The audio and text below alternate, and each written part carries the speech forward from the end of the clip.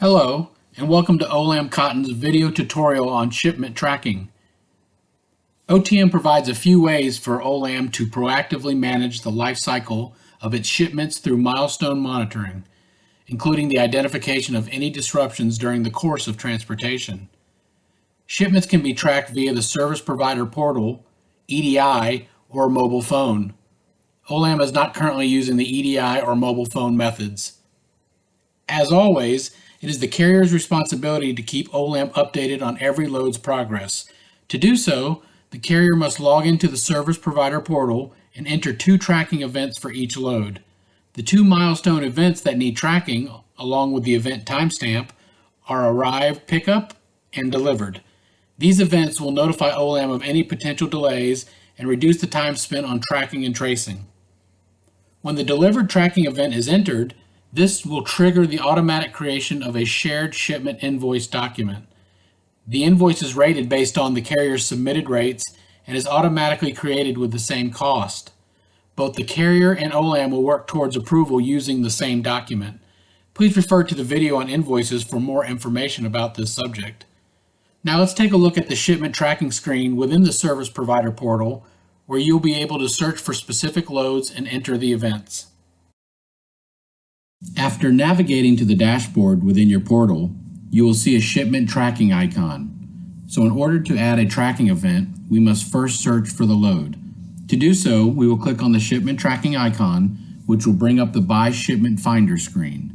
This search screen allows you to query OTM using different filter criteria. Let's search for a specific load using the mark number and click the search button. At this point, you select the appropriate shipment by clicking its checkbox, then clicking the Actions button and choosing Add Shipment Tracking Event. A Shipment Tracking Events window will pop up. There are only 3 fields that need to be filled in: the Quick Code field, the Shipment Stop field, and the Event Date Time field. The Quick Code field acts as a shortcut to automatically fill in a few other required fields, such as the responsible party and status fields. Recalling what was said earlier, only 2 tracking event types are necessary: arrived, pickup, and delivered. So in this example, we are adding a tracking event for arriving at the pickup location. As we start typing arrived, you will notice OTM shows you possible matching selections to choose from. We can finish typing the whole word or simply select it. As soon as this field is completed, OTM automatically fills in the responsible party and status fields as required. The Shipment Stop field is a drop-down list that displays the stops that are associated with this shipment.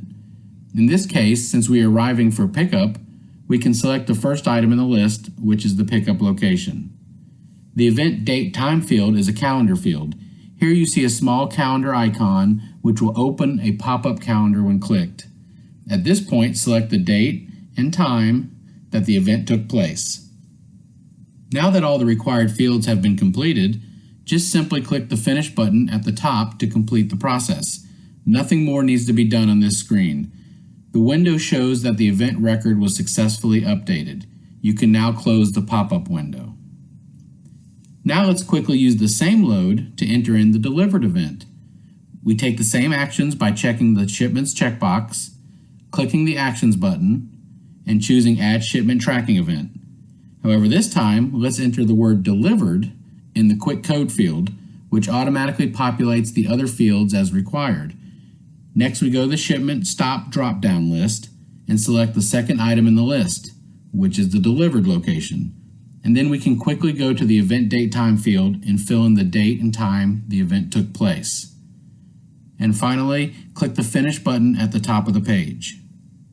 Please check out our other videos discussing the functionality within the dashboard.